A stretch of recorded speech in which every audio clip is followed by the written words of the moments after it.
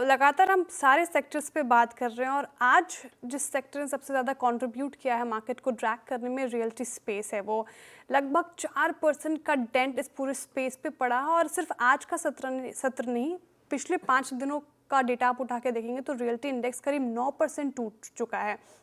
Realty शेयरों में क्यों है ये गिरावट, डिटेल लेकर रिसर्च लेकर आशीष चतुर्वेदी मौजूद है। आशीष बताइए, रियल्टी स्पेस में क्या सिरदर्द बना हुआ है, क्या कारण जो लगातार गिरावट हमें देखने को मिल रही है? बिल्कुल, जैसे कि आपने बताया कि पिछले 5 सत्रों में तकरीबन 9% की गिरावट आ गई है और अब निफ्टी रियल्टी आपको 2 महीने को निचले स्तर पर नजर आएगा। और आपको एक चीज़ ज़रूर ध्यान में रखनी चाहिए कि जब इससे प्रीवियस आरबीआई पॉलिसी हुई थी, इससे पहले रियल्टी स्पेस के सभी स्टॉक्स में अगर आप देखें तो तेज़ी होना शुरू हो गई थी। लेकिन अब अगर आप देखें तो एक का एक क्रैकडाउन यहाँ पर आपको नजर आ रहा है। काफ़ी सारे कारण हैं, सबको समझेंगे डिटेल में।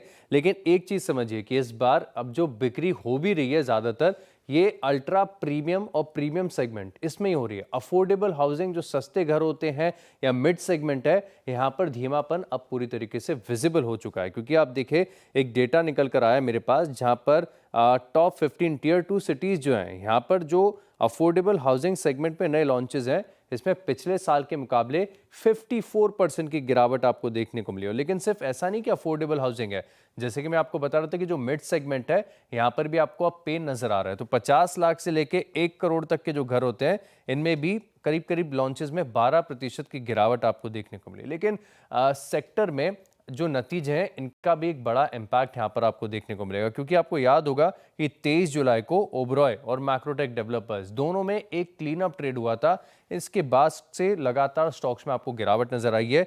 अब मैक्रोटेक डेवलपर्स की तरफ से कहा गया है कि जो गाइडेंस है वो थोड़ी सी म्यूटेड है और जो फ्री कैश फ्लो जनरेशन है, ब्रोकरेज हाउस मान रहे हैं कि इसमें भी हल्का सा धीमापन आपको देखने को मिला है। ओबरॉय रियल्टी, इसके जो डेवलपमेंट मार्जिन है, ये अब कम होकर 45% हो गए। ये जेपी मॉर्गन की रिपोर्ट में लिखा हुआ है।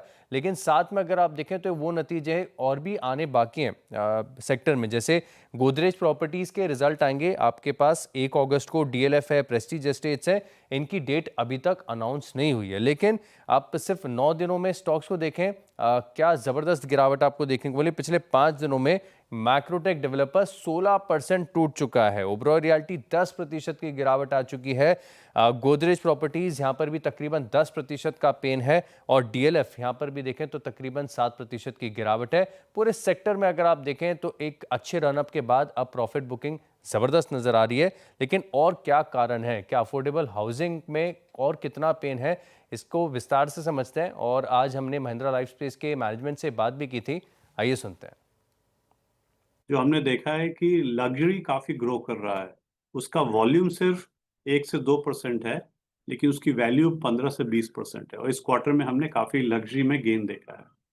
अफोर्डेबल उसके कंपैरिजन में श्रिंक कर रहा है। तो 1 करोड़ के जो नीचे अपार्टमेंट है वो कम होते जा रहे हैं। वॉल्यूम थोड़ा बहुत है लेकिन वैल्यू कम होती जा रही है। उसका मतलब वो डी ग्रो हो रहा है। रेपो रेट कट का हमने सोचा था उस पर बेनिफिट आएगा, लेकिन अभी तक देखा नहीं है हमने।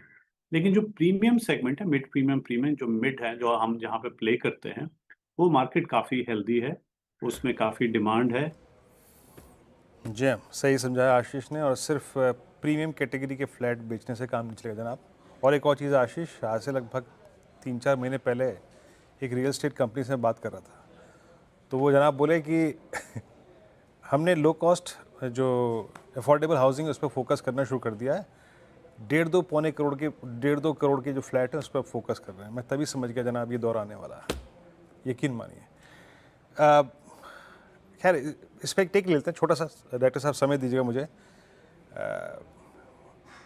आपकी राय क्या होगी इस पर? शरद, ये तो होना ही था। आई मीन सिर्फ आप अफोर्डेबल हाउसिंग को दरकिनार करके सिर्फ प्रीमियम सेगमेंट पे क्या डिलीवर कर पाएंगे? और आज जो वो टीसीएस वाली खबर है ना, उसका भी इम्पैक्ट है। ये आप मानते कि नहीं मानते हैं? ये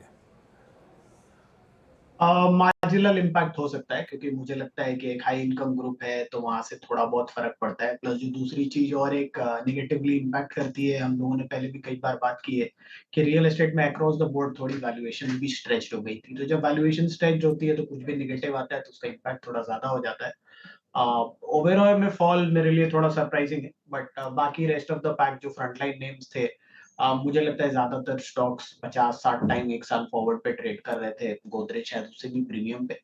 तो वहां से अपसाइड खोज पाना वैसे भी थोड़ा मुश्किल होता है। और ये जो चैलेंज है ये तो बिल्कुल है, देखिए, क्योंकि सबका फोकस अगर सिर्फ प्रीमियम पे रहेगा तो बड़ी आबादी तो प्रीमियम वाली है नहीं। और अगर 1-1.5 करोड़ अफोर्डेबल हाउसिंग है तो पता नहीं उसको कैसे डिफाइन करना चाहिए। तो मुझे लगता है वो एक चैलेंज है, बट ये बॉम्बे, दिल्ली, बैंगलोर, मेजर सिटीज के बाहर जो मार्केट है वो शायद इतना सैचुरेटेड नहीं है, वहाँ ये डेफिनेशंस अलग हैं। तो उसके बियॉन्ड जैसे-जैसे ये टायर 2 सिटीज़ में अगले 5 से 10 साल में जैसी अर्बनाइजेशन हम एक्सपेक्ट करते हैं, लॉन्ग टर्म ट्रेंड बिल्कुल इम्पैक्ट है। तो मुझे लगता है इस डिप को यूज़ करना चाहिए ग्रेजुअली स्पेस को एक्यूमुलेट करने के लिए, अगर आप 5 से 10 साल का होराइज़न रखते हैं तो।